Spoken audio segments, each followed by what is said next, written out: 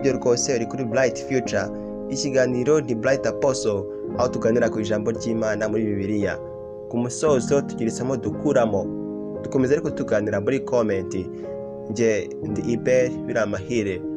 Uyu munsi turaganira ku mugani wabaye kimomo, umugani w'umubibyi. Uyu tuwusanga muri Bibiliya, Matayo 13 umurongo wa mbere kugeza ku 23. Mbahaye ikaze ngo tubane. Uwo munsi Yesu ava imuhira maze yicara ku nkombe y'inyanja. Abantu benshi bamuteranira iruhande, bituma ajya kwicara mu bwato, naho rubanda rwose ruhagaze ku nkombe.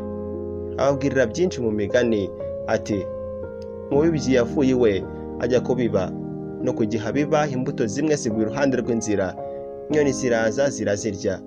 Izindi zigwa mu rubuye, nizasanga igitaka cyinshi, nuko zimera vuba kuko igitaka cyari gike.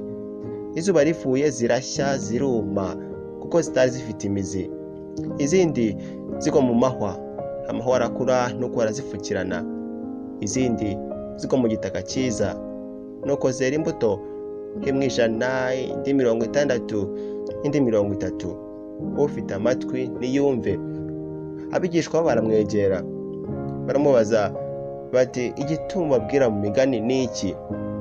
Arabasubiza ati, mwebweho mwahawe kumenya amabanga y'ingoma y'ijuru, naho bo ntibabihawe, kuko ufite byinshi ari uzongererwa agakungahara, naho ufite bike n'icyo yari afite bazakimwaka.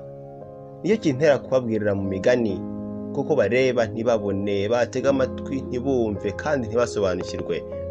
Bityo ubuhanuzi bwa Isayi bubuzurizwaho ngo, kumva muzumva ariko ntimuzasobanukirwa, kureba muzareba ariko ntimuzabona, kuko umutima w'uwo muryango unangiye.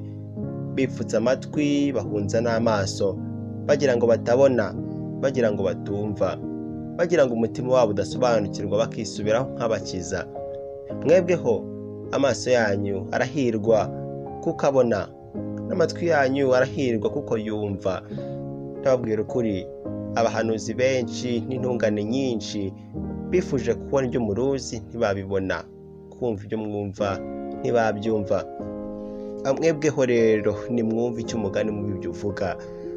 Umuntu wese wumva ijambo ry'Imana ariko ntaryiteho, ameze nk'imbuto yabibwe iruhande rw'inzira. Sekibaraza akamukuramo icyari cyabibwe mu mutima we. Imbuto yabibwiye mu rubuye isobanura umuntu wumva ijambo, ako kanya akaryakira n'ibyishimo, nyamara ntirimushengeremo ngo rimushingemo imizi, kubera ko ahora ahindagurika. Iyo hadutse amagorwa cyangwa ibitotezo bitewe n'iryo jambo, agwa ako kanya.